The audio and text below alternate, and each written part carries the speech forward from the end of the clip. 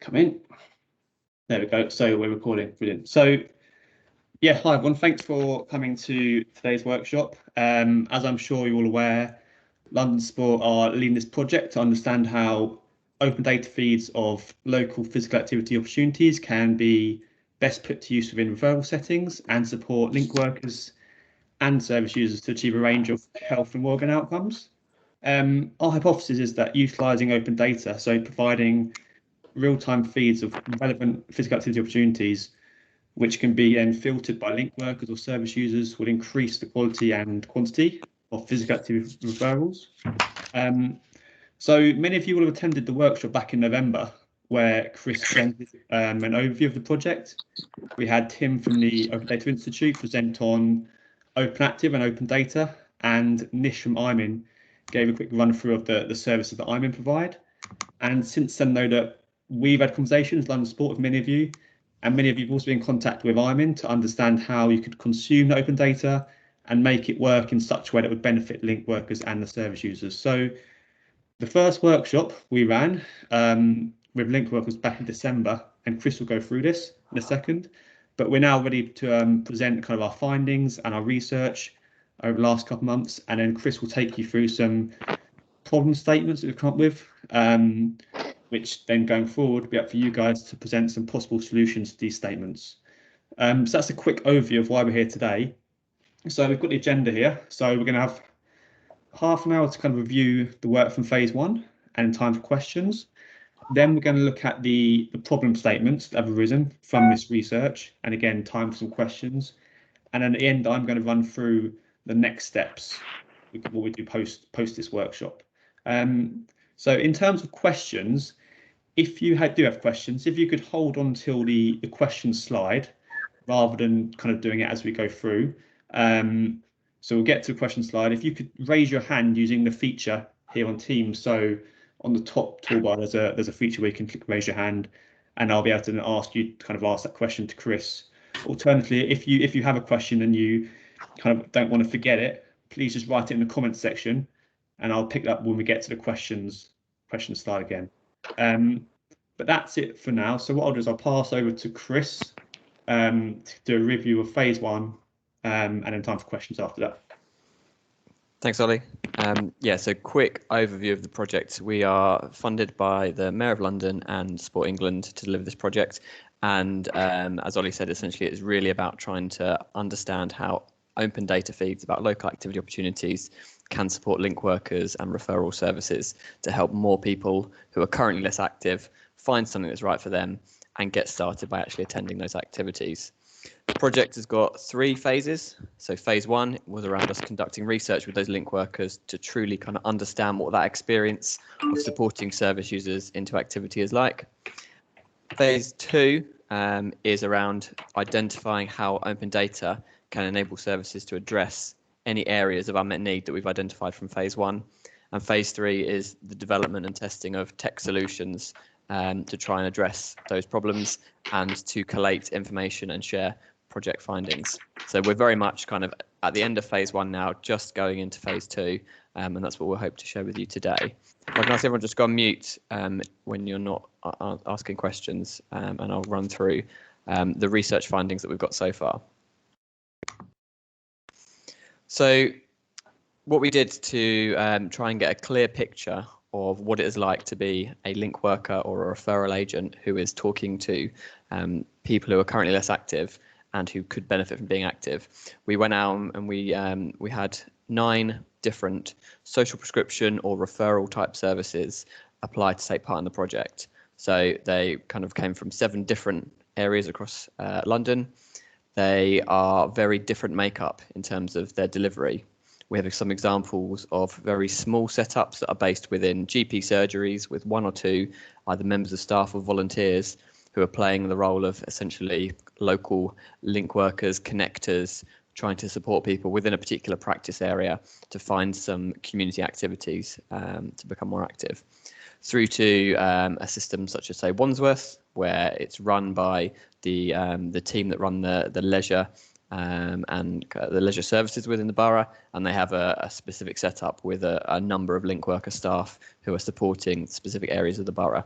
What we found was every setup was different in terms of the number of clients that they might support over a year, the number of link workers they had, and also the systems that they use. Again, from examples of setups which have integrated case management systems which they're using to manage their caseload, and either activity finder or tools to help them have directories of activities that are happening, through to ones which predominantly used either the GP system itself or a combination of maps, Google searches, other tools that they had available to them to pull together their information about local activities. And that's essentially, I guess, underpins our approach to this project, is that because we know all of these different setups are very different, we can't get into this project and say this is the exact right way to address this particular issue. What we want to try and do is elicit kind of common areas of need across all of these, and then support the development and testing of a number of different solutions, so that we can try and get some data which suggests the types of things which may benefit social prescription or referral services in the future. And our ambition is very much to collate that, to share it as widely as possible, and hopefully find sustainable ways in the future to support people who are delivering these kind of services, and to try and maximise the uptake of physical activity opportunities as a result. To do the link worker engagement, we took 2 or 3 link workers from each of those 9 services. They committed to doing 3 workshops with us. We also had a number of either service managers as well as a number of activity providers joined us for one of the workshops. So people who actually deliver the activities that the link workers were signposting into. So we had around 25 to 30 people in each of those workshops. We ran 3 of them. The first one was looking at identifying kind of examples of the personas, the type of people who they do engage within their service about physical activity. And a key thing to note here is that within social prescription, we are really talking about a subset of their service users who are in the right kind of place to then be thinking about becoming active. It was very clear that lots of people who go into social prescription or other services, actually their focus is around employment or financial support or housing support. And when we were then looking at how we might support people to become more active, we do want to focus on that cohort within that who are actually at the right time in terms of their either physical fitness or their mental states to be ready to kind of consider being active, and for that to be an important thing in their life. We also considered what that user journey is like. So from first talking about being active through to actually finding something that's right for them, getting started, and what the end outcome was. And I'll run through an example of what that user journey looks like. Then we ran 2 workshops, which was to run kind of really in depth about, firstly, what people, what information, what physical things are involved in those conversations and those opportunities to signpost someone into an activity. And then the second one was around what are the tools that they use, so the digital tools or the kind of the paper tools they use at the moment, and what are the rules or the criteria or the things that are really important when they are finding something that's right for them and signposting people in. So we've tried to capture all that. We've captured all that in a blueprint, and then we've pulled out from that areas of unmet need, which is what I'm going to run through. So this first section that I'm going to run through the research is broad. It is areas of unmet need that we'll pick up, which we think are interesting areas around social prescription and link workers that systems or services could focus on in the future to try and increase the uptake of physical activity. We don't at this point go into the open data side. So at the end of this section, if you've got any questions, they'll be around the broad areas of unmet needs that we've focused on. And then we'll go on to look specifically at a subset of those where we've identified open data being a potential solution. So we run the link worker engagement using Mural, which is an online tool where you can collaborate. And we had, as I said, about 30 people adding to this this Mural as we were going to come up with different personas, different user journeys that tried to bring together a view of what it might be like across all of those 9 different services. So it's absolutely not the exact thing that happens in one particular place. It is a collaboration from a number of different people. A quick example in terms of one of the activities that we did, which was around identifying who might be an archetype person who would attend. So we had the idea of talking about Mary and looking at what was important to her, why she might be engaging with the service, what she may be suited to be able to do, what she may want to get out of it, and importantly, the kind of areas around what are her real concerns, what are the things, what are the barriers that are stopping her or might be of real concern to her about starting an activity. And then we collated those into this user journey, and we've kind of come up with this description, which I'll kind of quickly run through, of there being 5 stages essentially. And as we go through the project, we refer back to these. So the first one was, we wanted to know, how does that user become aware of an opportunity for physical activity for the first time? And in our example here, we've got the example of Joyce, who she's seeing her GP about a hip operation for arthritis. While she's on the waiting list, she can get referred to the link worker. The link worker follows up with a questionnaire and works through a plan about the potential options available over the phone. Then join. So how does the user actually get to the point where they might be ready to think about signing up or joining an activity? So in this example, we've got the link workers having a home visit with Joyce to try and really understand her situation, try and find what's the most effective referral for her. And in this situation, we've got Joyce feeling nervous about her first session. She doesn't want to take public transport on her own. So the link worker organises some specialist transport and offers to come along with her that first session to attend. And they talk through what she might need to do or bring with her. Then use, as in, what is the first experience of attending that activity like? So in this case, we've got the link worker reminding Joyce before a session, so sending a reminder, make sure it's in her diary, call her beforehand, they meet, they go to the session, and she introduces her to the instructor and helps kind of facilitate some conversation with people who are within the group. And then afterwards, she might follow up with a phone call just to see how she found it. Then final 2 stages in terms of how does she grow into repeated use of physical activity. So it might be around the link worker kind of checking in to review her goals and see whether the activity she's going to is meeting her needs and if she is kind of benefiting from it. And also looking at ways that she might connect with other people who are in a similar situation, who may be able to support her as they go through the journey together. And then go on to, I guess, legacy, which is what is the ongoing user benefit from the continue to be active, and link workers talked about this a lot around the idea of there needing to be a kind of an end purpose, and it's not about just sending someone to an activity class because it's going to be good for their fitness, but actually in terms of does it then enable so Joyce here to then do something like volunteer, either to be a buddy herself in terms of supporting new people to go through this, or to look at actually then employment opportunities or other things that she is able to do in terms of the friends she's made and the stuff that she has maybe wanted to do but hasn't been able to do. So seeing social prescription and referring into activities as a kind of a route to building someone's confidence and support and connections, so that in the long term they can see the benefits on a much wider basis than purely physical activity or physical health.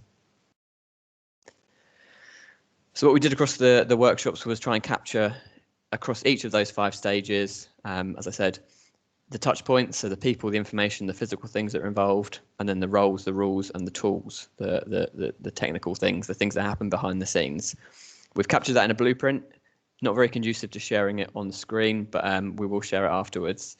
And this is essentially our aggregated view of what was going on across 9 different services and tried to capture all of the possible things that could happen. From this, what we've done is pulled out unmet needs. So the key insights from each of those workshops, we've recorded them, we've coded them, and we worked with an agency called 100% Open, who are a service design agency, to group those key insights into 11 specific unmet need areas. So I'll run through each of these, and then at the end of this, there's no time for questions and discussion around these broad unmet needs. Across the top here, I've kind of coded them based on the rough stage of the user journey they might be against. So the first thing that came back probably won't surprise anyone, but it was the need for the latest local information. So services told us that they spend a significant amount of time searching for information about the physical activities that are happening locally. Then they compile them in their own systems in various different formats, from shared drives where they just have Word documents organized by different areas, through to actually system directories or connections to other system directories. Interestingly, what they also said was when it comes to actually signposting to an opportunity, so slightly later on in the journey, the link worker often will then want to check, is it still happening? They said there's examples where if the group has changed the time or day, I want to double check it's absolutely happening, because I don't want to be sending someone to an activity that's not happening, because that's just going to be a real barrier to their continued participation. And actually many of the services identified having a specific member of staff or a specific, I guess, amount of time for each project, which is around building a database of local activity opportunities and keeping that up to date. The second unmet need was around matching a service user's, matching options to a service user's needs. So they talked about a number of key elements that inform whether a local activity class would be suitable or not for a service user. So there were some practical things such as the time of day.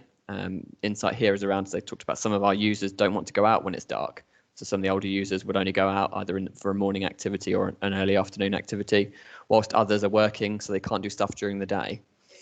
They also looked at things like, is the venue accessible? How far away from the house is it? Is there a cost? What are the concessions available? And importantly, can the first class be tried for free? Because it was felt very strongly that you need an easy way which reduces the barriers for people to start. But they also talked about, how do we find something that's kind of relevant to a user's health condition or their ability or their confidence level? So things like that I need something that's suitable for beginners, or is for older adults with a limited mobility, or often looking at actually sort of a specific class for a health condition, whether that was a kind of a strict referral criteria or whether that was just making sure that the activity would be suitable for someone with that particular long-term condition. Number 3 was around the idea of a virtual taster. So link workers and service users both want to know more about the actual experience of attending a class would be. They want to know who's in the group, what do they do, what's the level of activity. And they said that posters and documents about local activity opportunities just don't do a good enough job of conveying this. It's very hard just to look on a Word document where it's saying that there's yoga happening at the community centre and actually have a real understanding of what it might feel like to attend that class, and whether me as a service user or the link worker as kind of someone who's referring, being confident and thinking, yeah, this is the right thing. In fact, link workers often talked about, I'd much prefer to refer to activities that I've actually been to myself, that I know what it's going to be like. Number 4 was access and accessibility.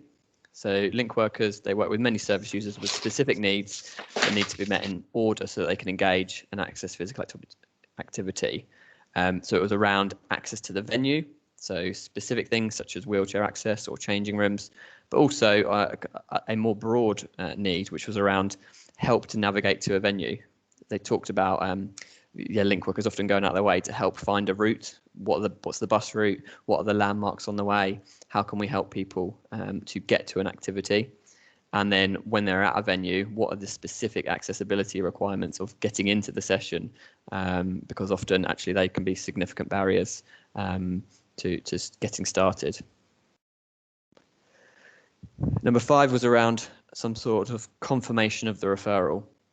So it was felt that giving a service user an official referral letter or a voucher or a welcome pack was really useful in securing their commitment to attend the class. It kind of was felt that service users will feel more confident if they've got an invite to attend a class than the onus being on them to just turn up and almost, I guess, it feels like you're trying to step into a class and say, oh, I want to join, rather than having something which says, I've been referred, they're expecting me. It doesn't feel quite as much of a step for the service user to take. And combining that with things like vouchers for a free session or vouchers for tea and coffee after the session, a welcome pack from the instructor were things that were highly valued by service users and link workers. Warm handover was something that came across certainly for that phase, which is you're thinking about signing up through to actually attending. And this came across really strongly for me, was the idea that link workers in an ideal world would like to go to someone's house, accompany them to the class, introduce them to the instructor, introduce them to people within the class, really make them feel that actually they were holding their hand and they were supporting them all the way to that activity. Service users can be very nervous about attending, and having contact with the instructor beforehand can be helpful. They talked about some examples where rather than going straight into the class, there was a health advisor at the gym or a sports therapist who you could have a chat to beforehand and make sure that they understood your particular needs and what the activity would be like. Because what we know of lots of community activity provision is that there's not a lot of time at the start to really do a kind of a big intro and really understand the needs of a person. So what can be done in the interim between a referral and actually starting an activity to support that service user? Kind of on the same lines, but around the idea that link workers are constantly assessing whether the service user is ready for that next step. So whether that is doing physical activity readiness assessments or other assessments or questionnaires, they're constantly thinking, is this person ready to talk about physical activity? Are they ready to discuss joining a class? Are they ready to commit to attend? So that information, as I kind of mentioned before, is also needed by the class instructor to make sure they welcome and pitch the class correctly. So something at every stage, how could you make it as simple as possible to record that readiness and potentially then link that in or share that kind of information? One thing link workers talked about was the idea that they'll check in even when they think the class is about to start and they're ready. Is it still right? Being open to changing the plan at that point. It really is it's a flexible thing rather than it being kind of a clear linear referral always. Number 8 was around positive reinforcement and more basically the ability to kind of track and receive feedback on a service user's progress and health changes. So did they attend a session? Did they increase their activity? What was their response to particular wellbeing questions such as ONS4? Any change in health markers? With the idea that not only was this useful for link workers, but also that is often needed to be passed back to the initial referrer or coded into a GP record, a kind of that longitudinal ability to track what is happening after you've done that referral. And they linked that to the idea that if you can track the benefit that the activity or the referrer is having to someone, that can help them as a service user understand actually the benefit it's having for them. And they talked about one of the most difficult things is helping people recognize that they can make a difference in their own life. At the start of the process, they often feel helpless and overwhelmed, and through that kind of long process of supporting someone, how can you make them feel like actually they have some agency in managing their own health and well-being? Number 9 was about the type of referrals. So a major reported benefit of being referred into and sticking with it was the social experience of getting out of the house, joining a class, getting to know the instructor, other participants. And it suggests that the activity opportunities which prioritise social engagements, whether that is social classes or actually activities afterwards or around it, or the kind of the support you can get from things like WhatsApp groups, were the types of activities that were sort of favoured by link workers in terms of signposting people to. And I've got 2 at the end which are kind of broader. They go across every stage of the journey. One was around digital exclusion. So many service users, especially the older and more disadvantaged groups, don't have the capability for or access to digital communication channels, and kind of that manifests itself as a preference for paper or a suspicion of digital. So that was clearly an issue for a lot of people who are engaging with the service. So I think we want to make sure that solutions and things that people are thinking about doing don't discount that and look at, I guess, proportional support around those users. And then, as it says here, the elephant in the room was COVID, and link workers often ended up talking in these workshops and saying, this was what it was like before March last year. This is what we'd ideally like to do. This is what we used to do. And they kind of talked about the fact that whilst they've adapted and they do stuff online, they do stuff over the phone, they do Zoom classes, they signpost to online activities, there was a real sense that the level of support that they used to give in terms of one-to-one and what they were able to do with a more face-to-face service had been impacted by the pandemic. And I think that's again a really important thing for us in general, looking at the project, is what is the impact of the pandemic, because it's certainly not going to be something that just switches back to pre-March in terms of social prescription delivery. And where are the opportunities, I guess, in terms of digital tools and systems to try and I guess, fill that gap and more easily support people to get that one-to-one support that they were getting beforehand, but where there may be not possible to visit someone at home, or it may you need to do more stuff digitally. So those are our 11 areas of unmet need. We're going to go into an opportunity for any questions or thoughts around those. And as I said, then the next part of this presentation, we've picked out 7 of them in particular, where we're then asking questions about how open data could do them. But if we any questions now around the kind of the unmet need areas. Cool. Yeah. Hannah's got a question. If you want to unmute and then ask your question, Hannah. Hi, thanks guys. Thanks. That was really, really insightful and interesting. I've got a question about something that you mentioned early on, Chris, about the readiness and sort of being in a place to consider physical activity relative to some of the more pressing concerns that people might have around finance and housing and so on.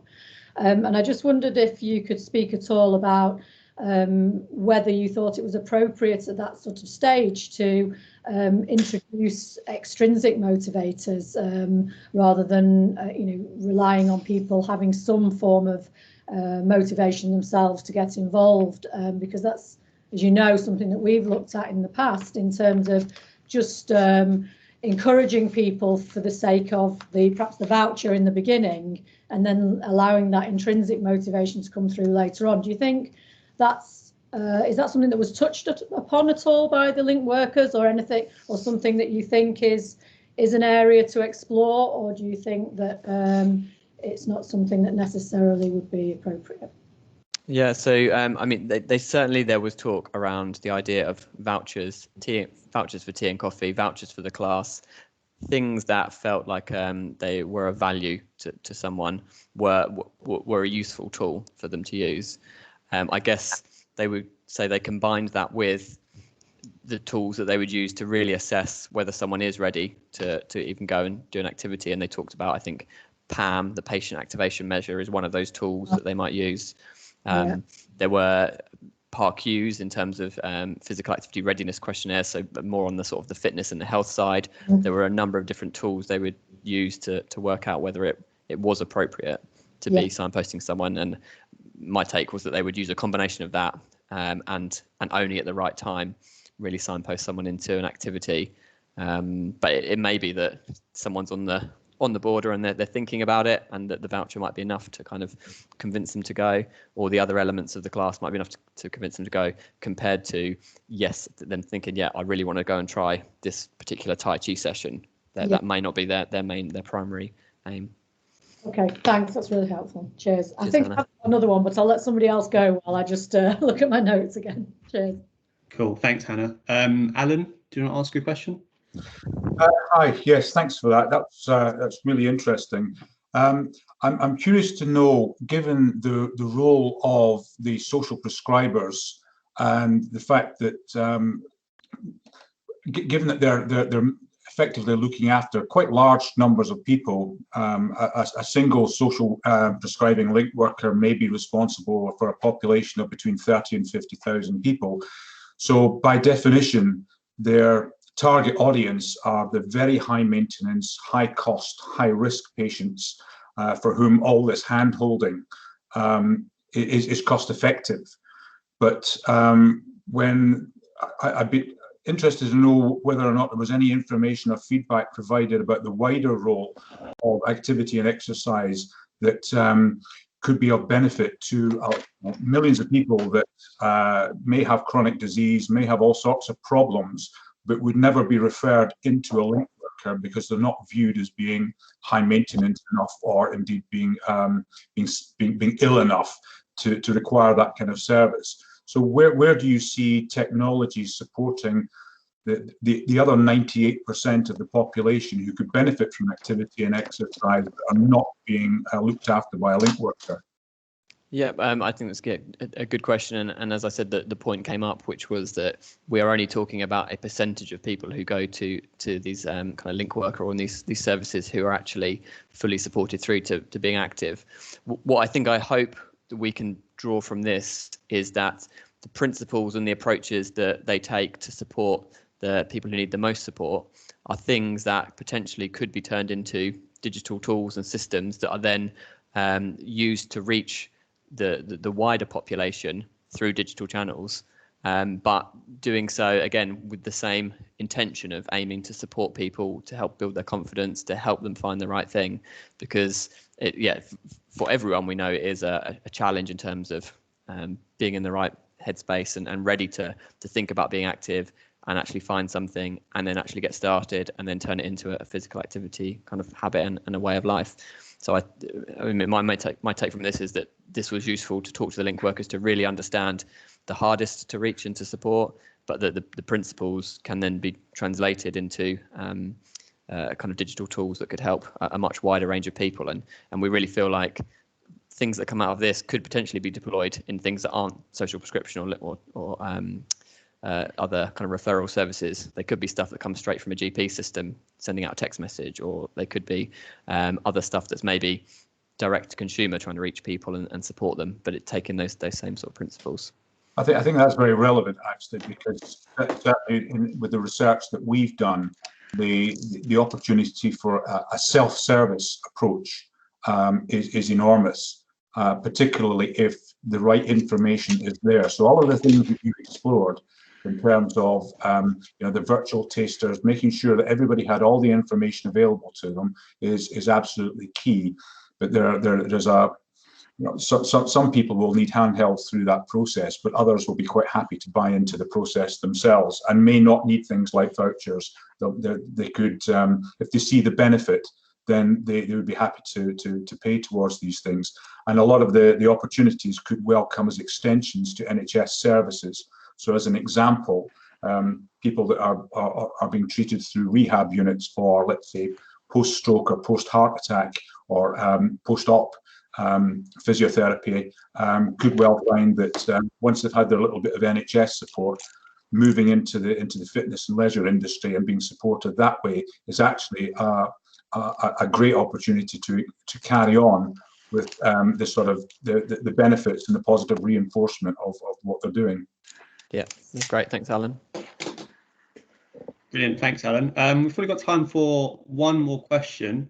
Hannah, did you have a second question?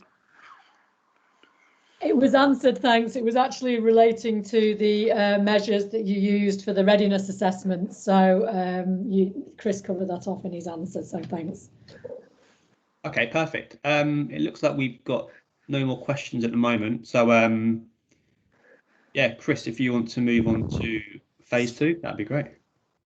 Sure. So I guess this is where we then start to apply the lens of how could open data help address these unmet needs. And I guess the reason that we have jumped to open data as one of the potential solutions is based around where I guess the funding and the desire from this project came, which was from both the social prescription and link workers coming to us with a desire to find out what was happening locally, and us as London Sport have been heavily involved in terms of the Open Active initiative over the last few years, which is about trying to make it as easy as possible for activity providers to promote the activities that are happening.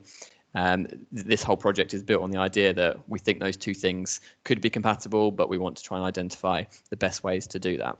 So if you don't know about Open Active, or you didn't see the first workshop we did where we went into the details, the basics are that it is a community-led initiative that's been running for a few years, and it aims to make it as easy as possible, to make it as easy to book a tennis court as it is to book a hotel room.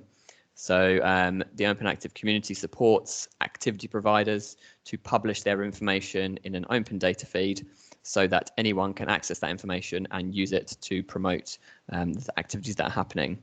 And that is activity information about the day, the time, the description of the activity, pictures of the activity happening. There are 15 plus open data feeds published and available that any tech systems can access and use and pull in. Includes big leisure providers like GLL, Fusion, Everyone Active, people like British Cycling, Run England, and then other booking systems which might have a host of different activities that they're all publishing. And we talked in the last workshop around that being something that you can access yourself directly, or IMIN, who are a technical partner on this project, do offer an aggregated API of the above with additional functionality. That is something that we've kind of mentioned and we'll touch on again, that is available through this project to support the development. What we'll do now is I'll present the 7 problem statements that we came up, plus an example idea for each of them. So what we've tried to do is take the areas of unmet need, ask how open data could address it, and then we've mocked up one example which we think it kind of addresses the spirit of it. This is not to say this is the solution we are suggesting people do. The idea is this is to, I guess, prompt ideas, and we then want to hand it over to you guys to look and say, what are the solutions that you think might work within your development, for your systems, for your clients, that may address some of the unmet needs. It's really about trying to identify what are the things that might be sustainable solutions that you would want to deliver in the long term for both physical activity and wider activities, rather than us saying, yeah, this is the exact thing you should be building. And just a note here that I guess some of the developments might require a bit more information on terms of the types of fields or the types of information that are either currently available as open data or could be available as part of, or I guess could be available as it's wanted by link workers. We are coordinating with the Open Data Institute, who are doing a separate piece of research about open data fields and social prescription services. It's going to be published in March, so it will be available to systems before you actually would start developing any of them if you're selected. So there's a sort of a supplementary piece of research which we hope would support the development of any ideas. So what we did was we took the 7 areas, we wrote a problem statement, which in this example is, how could open data help link workers improve the process of collating and verifying local activity session information? London Sport, working with the Innovation Agency, we came up with a set of ideas, we voted on them, and then we selected one to sketch up so we could share with you guys. So in terms of this one, there was a number of different ideas that came up, and the one that we have decided to mock up was the idea of blue tick verified sessions. So could you take open data APIs to pull into your system to show you a list of activities that were happening to your link workers, and then specific sessions within those are tagged as verified, i.e. they meet certain criteria that's been agreed upon. It could be they have been updated within the last 2 weeks, or that they're delivered by a trusted organisation. The specific example there was link workers talked about, they said, well, if there's an activity delivered by the Bromley and Bow Centre, then we'll refer to it because we know they've got the right structures and settings in place, versus the table tennis session that is just run in a local community centre where we don't know enough about it. So if there was tagging and filtering and information within the data feed that you would enable you to then put a blue tick, a link worker could be looking through their activity options and know which ones were verified or social prescription ready. What we'll do for each of these is we'll share the PDFs which have got the idea frame and all the ideas we came up with. So you'll have these to refer back to as well. Number 2 was around how could open data help bring the experience of particular physical activity sessions alive for link workers and or for service users. So we had ideas here around user ratings and reports like you might get on Amazon, building out those kind of activity descriptions to make them more descriptive and highlight real information about them. And the one which came across more strongly was around the use of video. So video being used to showcase what it is like to attend specific welcome videos from activity instructors.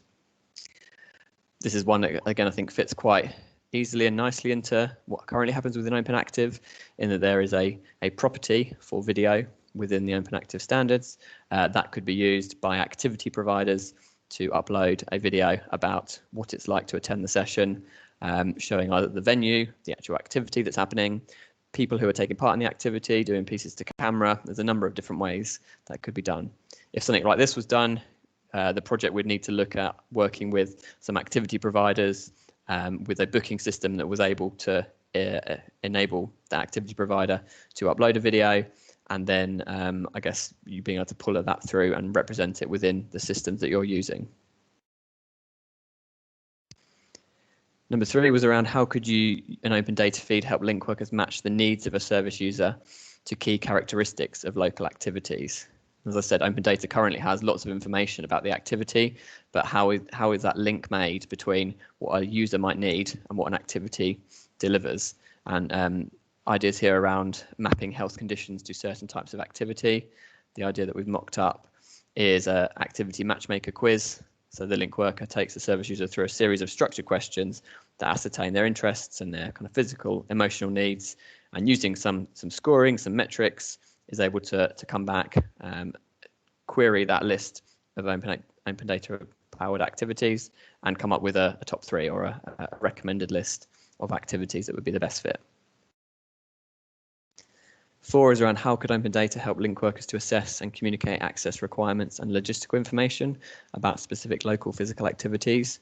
So both on an access to a venue, so things like walking tours or pulling out the accessibility criteria from that's already available in OpenActive and showcasing that clearly to users so they know which venues have particular accessibility. But also the more practical tools. So the idea of a link worker being able to navigate their list of activities that are happening. If they find something that's suitable, they can use the session location information, a service user's home postcode, and they can print off directions to that class or send you a text message with that information. So yeah, they're kind of looking at a solution that might end up being a paper-based resource for users, but actually it's utilizing open data in terms of the information that's conveyed about where a session takes place. Number 5 was how could open data help link workers create a compelling and welcoming referral communication? It's the idea of what could you give to someone to say, yep, you've been referred to this particular class. And we mocked up here the idea that link workers could select a session from their system and they click print and a letter is generated that has the session details. So the time, the day, the location, and it says, if you've got any questions, the instructor's called Jim, send him an email or here's his number, and just again kind of helps to facilitate that confirmation that you have been referred to this activity, and if you've got any questions then you can get in touch with someone beforehand. Could also work nicely as a text message, as something that is kind of generated, sent to the user, and that they have then to hand. 6 was around how could shared data help link workers share information about the initial mindset and needs of service users with class instructors. Now we've changed the wording there from open data to shared data to try and make clear that personal data is not something that is included within open data. Open data is about the activity, opportunity, the time, the day, the description of the activity, the type. But within the OpenActive work, there is work around booking. So making a booking to a class. As part of making a booking to a class, you are able to share information about the person making the booking. So change the terminology to reference that anything that was done around this may need to be part of a booking system. It's around sharing information about the service user from a link worker to an instructor to try and, I guess, address that issue of the link worker might know the service user's need, but the instructor doesn't, and what could they have beforehand to make that happen. So we looked at the idea of service users doing assessment with their link worker. It's then saved on the link worker system, but could be with consent sent on to the particular activity instructor so that they could see that, they could prepare to welcome that person, and that they could I guess, sculpt the session to meet their needs. And then finally, we looked at how could open data better manage the appropriate support a service user needs as they prepare to attend a session. So that idea of a warm handover. So what could you do to support someone in that interim period between saying I'm going to attend and actually attending? There was an interesting idea around kind of matching people up with existing participants, looking to get people to join a group chat with existing participants. The idea that we've kind of mocked up was around the idea of an automated chatbot. So using data about the class that you could then call on if the person has a question. So they ask, actually, what do I need to bring to the class? Where do I need to meet? What do I need to wear? You could also add in reminders and prompts. So that felt like an important part of the link workers' work to remind people that their class was happening and attend them. You'd also want to, I guess, build in a facility to talk to a human. It felt like this kind of development is very far along that level of digital support, and we know that digital exclusion was a big issue. So anything that you were doing would seek to use open data, but also, again, make it as easy as possible to get someone to either be able to speak back to the link worker or to speak to the instructor, because I don't think they would be keen on relying completely on a digital solution as it stands within this kind of setting of link worker support. But again, that's where we might start to go into that wider use of the idea for other populations. So I'm going to pause there. We've got the 7 listed here. This is where, again, I'm kind of very open to any questions, thoughts, suggestions. This is the area that I think we're really keen to get your take on and your initial thoughts on. Are these things that you already do? Are these things that you've already thought about doing? Are these things that just you don't think would work in terms of development going forward? And how could something like this not only work for physical activity and the open active set of feeds, but in the future a broader range of activities? Because that came across strongly to us from Linkworks as well, that physical activity is just one component, and we feel that any development would probably need to be built in a way that considers it's not always going to be physical activity that people want to signpost to.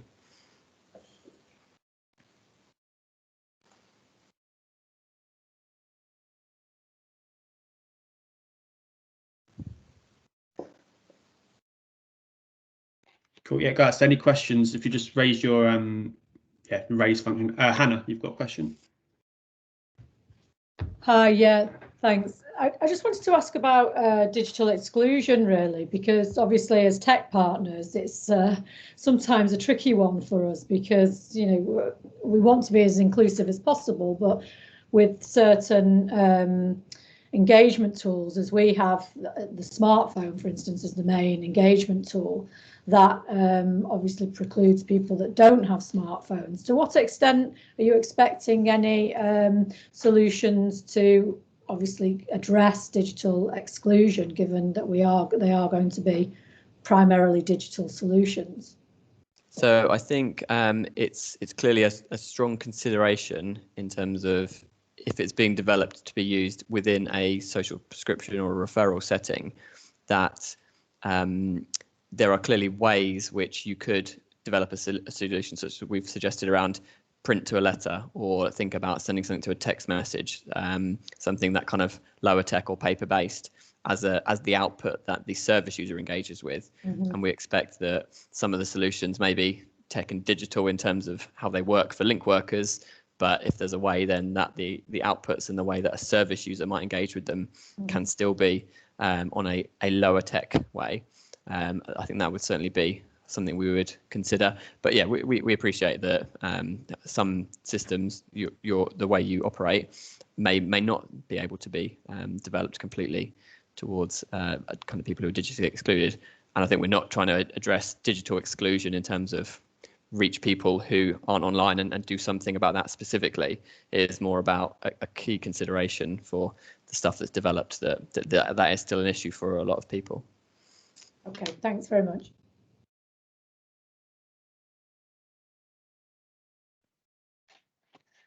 Right, thanks, Hannah. Have we got any further questions from anyone? Or any thoughts, feedback?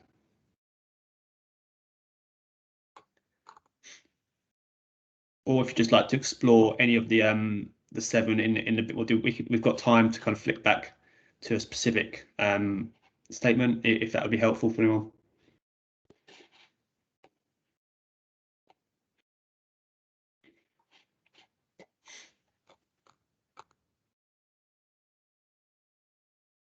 Yeah, Hannah. Sorry, it's me again. I've got a question about I hope it's okay, I'm not barging ahead of anybody here.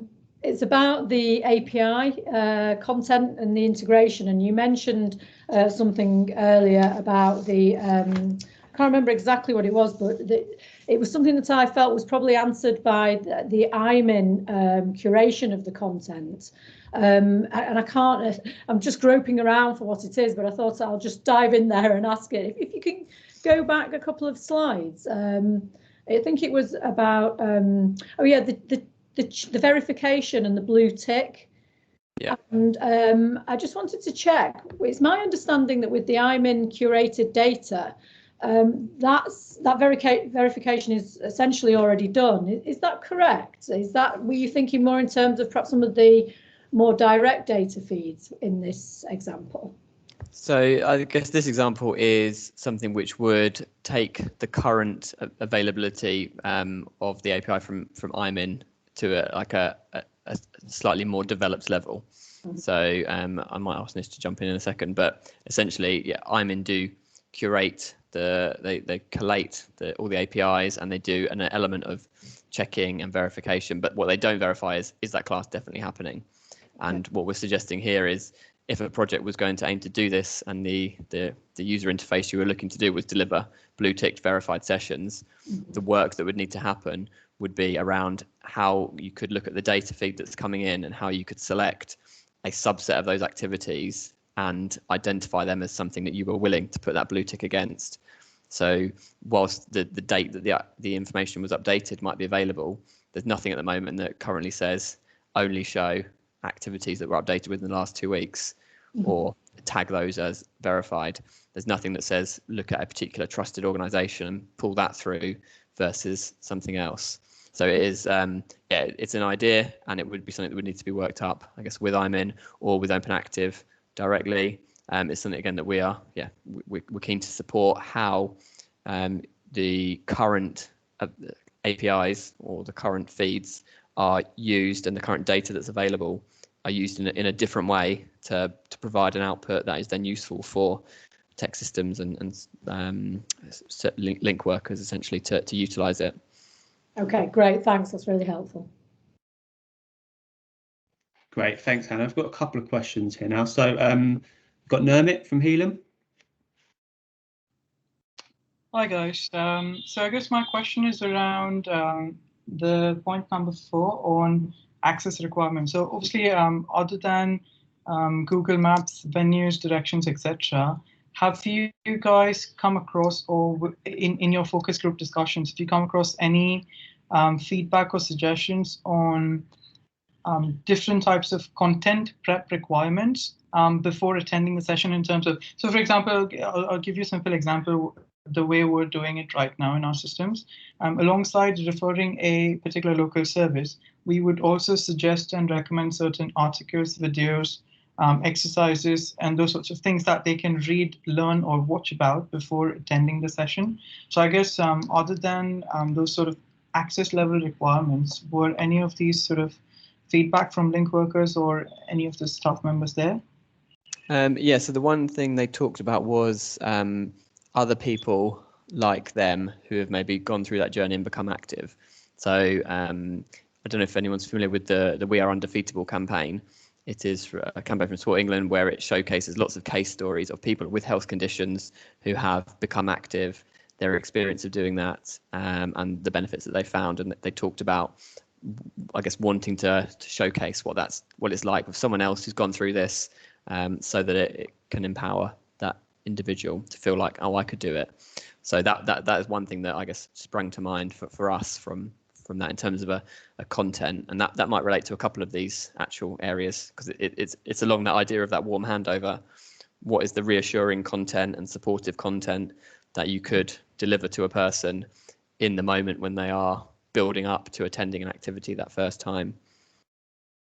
Okay, and I guess the follow-up question is, are there any sort of API restrictions in terms of where we're pulling these additional content from, or would that be user-generated content we're talking about? So yeah, so the only APIs that we are talking about and suggesting people look at is the stuff from OpenActive around activity opportunities.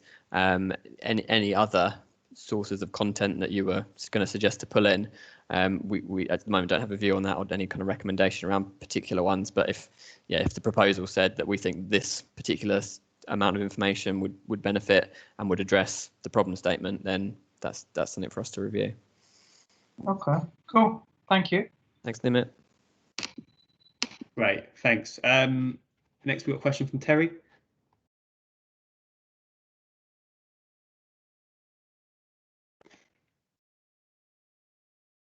Terry, I'm not sure if you're on mute. Can't hear you at the moment.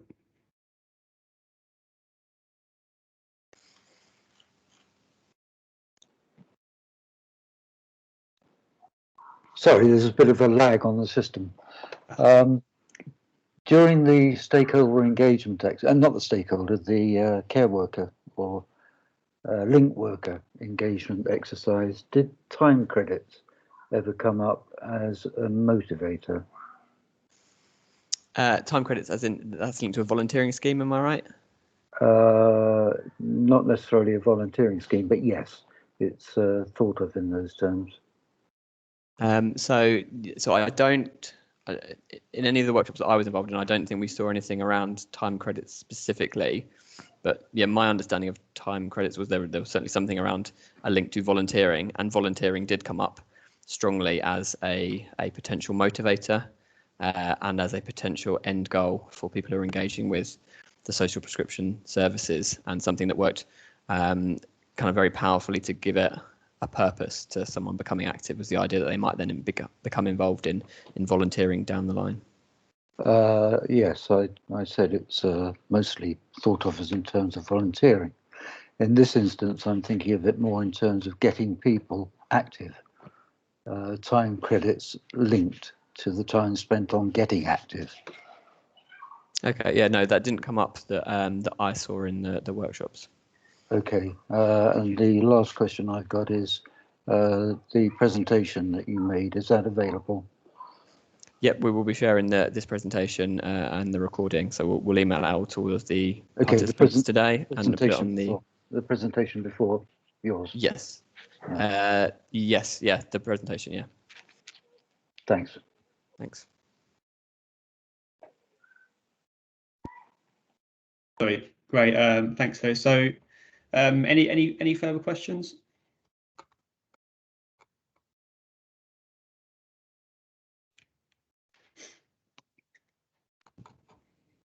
May I jump in again just with something else that sprung to mind, please? Please do, Hannah. Yeah, of course. Thanks. I've been thinking about the warm handover quite a lot whilst you've been speaking, and and again, that's obviously something that's really quite difficult to emulate in a digital solution. But so I was just wondering if any of the link workers themselves had more, other than what you've already said, obviously, if there was any more detail that came out around some of their thoughts as to how that might work in a COVID world and in a more remote world that perhaps you haven't already included. Yeah, it's funny because when I think of it, I think there's loads of opportunities in terms of digital to kind of fill some of those gaps, because it's really about that ongoing opportunity to prompt and engage and respond to what that person is thinking in the time between someone signing up and then attending. Yeah. I guess link workers talked about in their COVID situation that they would particularly things to do around kind of Zoom calls with someone, or they talked a lot about actually Skype being better than Zoom because you could dial in like it was a phone call and they could just listen rather than it being an actual kind of face-to-face. So phone contact still being an important part of that. Mm-hmm. It talks about using text messaging to reach people and send reminders. Talked about more, I guess, idealistically, they'd like to be able to get people to then join like group chats or WhatsApp groups with either current participants or buddies or other people going through a similar situation. That kind of struck me again as a thing within that warm handover that could be a really vital element. And then, yeah, they just talked about the difficulty really of like, how do you get someone to have that real kind of intro to an instructor when they can't go and see them face to face, or they can't go and see the well-being coordinator that was in the gym that did that kind of interim bit when you can't do it face to face. So it was more that there have been quite a few problems from that have stopped them doing the stuff that they would have liked to have done. And yeah, I can't say there's huge more specific examples that came up. Okay, that's great. Thanks, Chris. Great, thanks, Hannah. Cool. If there's no more questions, we can move on unless anyone has any last questions you want to get in. And if not, we may as well move on. We're actually quite under time today, so we'll probably be finishing earlier than 5, which is great. And so next steps. So obviously these will be sent around, and that's the link there to the funding portal where you can submit your application. So this will open tomorrow, and it'll be open until 1 minute before midnight on the 7th of March. I've got 16 days, I think it is, to submit a proposal. Obviously, these are submissions of fully costed proposals based on the selected problem statement. So when you go into the portal, you'll be able to select which problem statement or which of the problem statements you are proposing a solution for. We have £30,000 as total in the funding pot. Current thinking is to fund between 3 to 5 systems. The maximum we can give to one applicant is £10,000. So obviously worth bearing that in mind when you put your proposal together. And we will be selecting the kind of successful applicants the week commencing the 8th of March, and hopefully awarding the funding in that week, which will then mean that in terms of development and testing for the systems, from the week commencing 15th of March until the end of May, that's the development testing period. So it's 2.5 months to develop and test. So as you probably gather from that, we're not expecting you to create a brand new system. It's really testing a specific solution, whatever that is you propose, but testing that specific solution in that time frame and then testing it, and then by early June, probably the 6th or 7th of June, submitting a final evaluation report to kind of show your findings from this period. So next slide, please, Chris. Yep, so this is just a quick preview of the funding portal itself. So as I say, you'll sign up, so you register to the portal, select the Open Data and Referrals project. The person who signs up initially will become the lead applicant, and they must submit the application. However, you can add collaborators. So if you want someone else to actually input into the proposal, add them as a collaborator, but the lead applicant must be the one that submits it. And as you go through the portal, there's a number of criteria that you need to tick that you meet in order to apply. So they're just tick boxes. But if you just select that you have those certain policies, that'd be great. So next slide, please, Chris. Yeah, and so this is just a list of the problem statements again. So as I said, as you go onto the portal, you'll have a chance to tick the problem statement or statements that you are proposing a solution for. And then as we go to the next slide, we've got some of the questions. So we're just going to quickly run through the questions that will be in the application. So firstly, it's just what solution or solutions are you proposing related to the statements which you've just ticked above. Secondly, so please describe your approach to developing your solution. So in an ideal world, we would love you to kind of develop a minimum viable product. So something that you can build, you can kind of measure, see how it's successful, learn from it, and then potentially build on that again. However, we're not prescribing that. We're really keen for you guys to submit what you feel is possible within the time period, and obviously the amount of funding we have available. But so in an ideal world, we'd have some real world testing with link workers and service users. But this is down to obviously you guys to really submit what you feel is available in that time period. And then obviously what will the delivery of proposed solution look like? So if you could include some timeframes, that'd be fantastic. And there is also space at the end of the grant portal to submit any additional documents, whether that's a project plan or a simple timeframe. Next slide, please, Chris. So one of the key questions we're looking at is which clients, so that's services in London, will your solution be trialed or tested in, and can you show us that you're working with these clients? So ideally, as Chris mentioned earlier, we've been working with 9 services across 7 boroughs in London, and in an ideal world, we'd love to work with those services and boroughs, as it would be great to include them throughout the whole process. If that's not possible, you don't currently work with these clients, then testing in the London boroughs is kind of what we're also very keen to see. Now, if you are looking to propose a solution but don't actually work with any clients in London currently, I'd recommend you drop me a message and we can discuss how we can kind of look at this going forward. But this is one of the key questions we're looking at. And the next question, is basically just assessing the risk of the restrictions. Obviously, no one can anticipate what's going to happen. You know, it's very difficult, but whether physical activity opens up in March or April, that will obviously affect how the testing and development take place. So if you can just propose your ideas around how that will affect your ability to implement and test your proposed solution, that would also be fantastic. Next slide, please, Chris. So next question is, how do you propose to evaluate the outcome of your development/testing? So we'd like you to propose to us kind of where we're starting from, so what you use as a baseline, how you will measure this, so what are you using as your measurement, and how will then judge if your solution is successful and sustainable. So one of the questions we kind of haven't put in here, but essentially looking at is there a business case for you using open data feeds going forward? So is it beneficial compared to the current method of collating activities? So again, we're looking at, are you going to be collating quantitative and qualitative data, and how you can propose these findings back to us. So we haven't stated that it must be in a 5-page document. It can be in kind of a format that you feel would be best suited.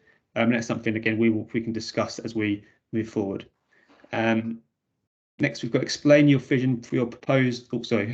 Explain your vision for your proposed solution post funding. So there are two parts to this. We're very keen to fund solutions that are sustainable long term. So rather than simply testing something during the project and then not being used again, we're keen to fund solutions that can then be used post project, be built on, and really benefit link workers and service users.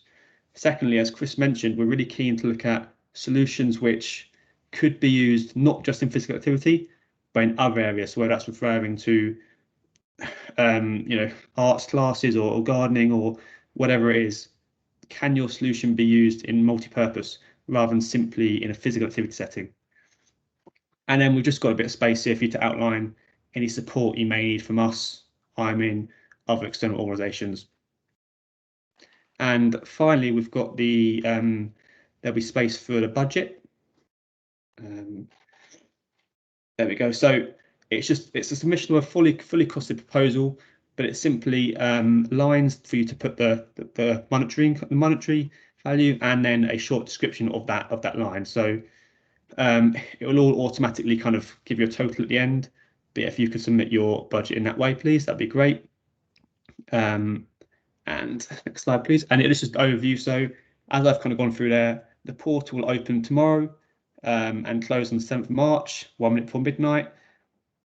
You can tick which statements you're posing your solution towards, with a maximum of £10,000 to apply for. Week commencing 8th of March, the successful applicants will be selected, and then development testing period is mid-March to the end of May. Obviously, during this period, we'll agree some regular highlight reports or regular meetings. That's something we'll agree as we go forward. And the final evaluation report will be submitted by the 6th of June. And this leads on to our last slide, which is our outputs. So the reason we want the final evaluation report by the 6th of June is because by the end of June, we'll be releasing our final report, which brings together all of the research from phase 1 that Chris covered earlier, the findings from the developments and testing that we'll have done in phase 2 or phase 3 even, other research findings such as the ODI digital gaps work that Chris also mentioned earlier, and any other relevant information we come across. And we'll also be releasing a supplementary report which kind of looks at our reflections on the project and how we can use this going forward, our learnings from the project essentially.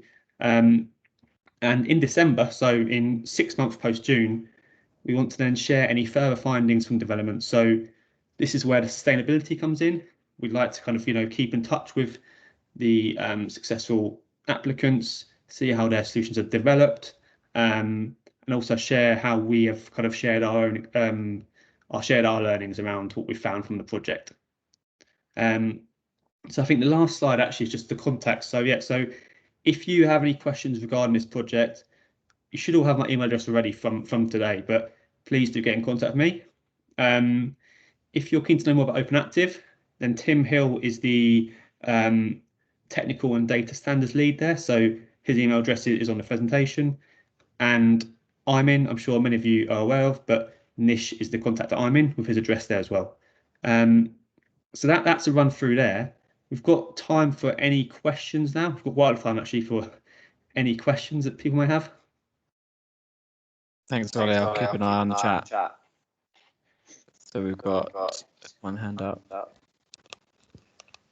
Cool. Hannah, your question? Yeah, thanks. Sorry, it's me again. I just wanted to ask a question. Sorry, echo. I'll try and be a bit quieter.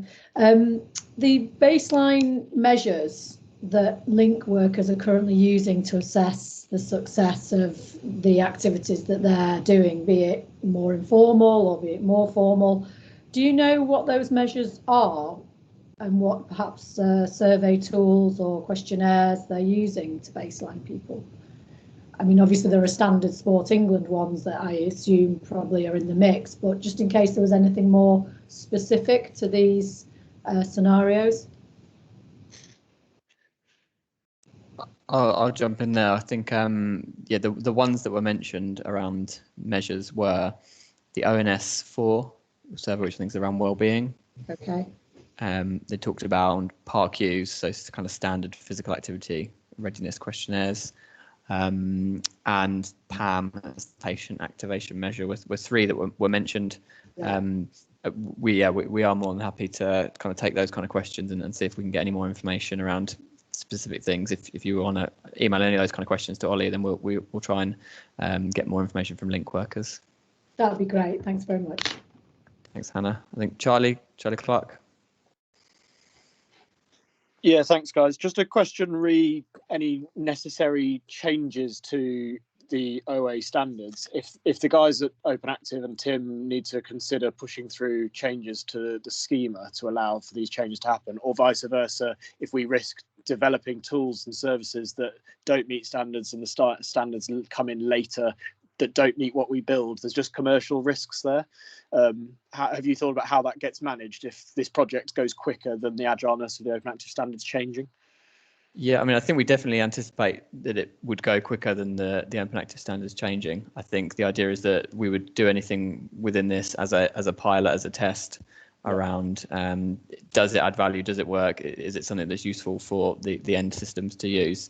And hopefully that would then give us enough data to make that case and hopefully bring the community with us around that. So we definitely viewed it as something that is likely to hopefully influence the standards in the longer run, but I don't think we've committed at this point to try and make any specific changes within the project. And I think that's the bit we'll have to really kind of work out with all the partners involved.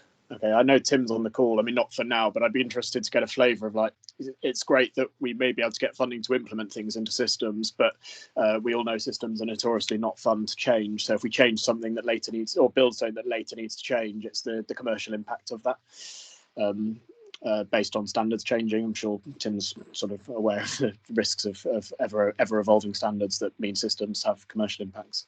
The other one is just on a sort of related note, is whether funding is only for development or for wider costs. So is it only development costs or costs associated with making the test of the project possible? So license costs, reporting costs, etc. Yeah, I think I think, well, Chris, jump in if I think from our point of view, it's the total cost of the project. So it's obviously worth bearing in mind that the maximum amount of funding per applicant would be £10,000. So hence why we're not asking for systems to develop solutions that are totally going to change their system. It's very kind of small changes or updates or implementations. Kind of within time budget and time frame. So I think, Chris, please jump in if this is not the case, but I think the budget would cover the costs that would help the project to succeed. So yes, it's the overall project costs. I think the one thing I can't remember if you had that on your slide, Ollie, was just around VAT. Yeah. So yeah, essentially we can't pay VAT on top, but if you include VAT costs in your proposal, that's fine. We just don't pay VAT on top of the amount we award. Cool, perfect. Thanks, chaps. Thanks, Charlie. I think then we've got Tim Hill.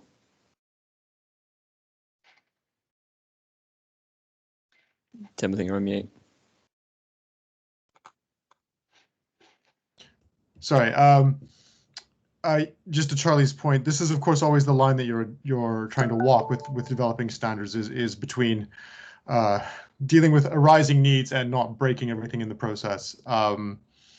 You know, the normal way to deal with this would be to accept some things as beta properties that don't have to be supported by open active systems, and then to slowly phase those in to make those required. But of course, the timing of that is something that requires, you know, discussion and consultation. I also just wanted to Hannah's earlier point about measures for social prescribing. This is one point that the Open Data Institute's research into social prescribing will be reporting on. It's going to be focalized more from a system provider or managerial perspective, so it's going to be more sort of KPI kind of metrics, but there will be some consideration of how you measure success in the area of social prescribing. And I'll of course share that with London Sport and with all of you once we've got that research in. Brilliant. Thanks, Tim. And Hannah? Yep, thanks, Tim. That sounds good. Any other questions around, I guess, yeah, the application, the timelines, the expectations?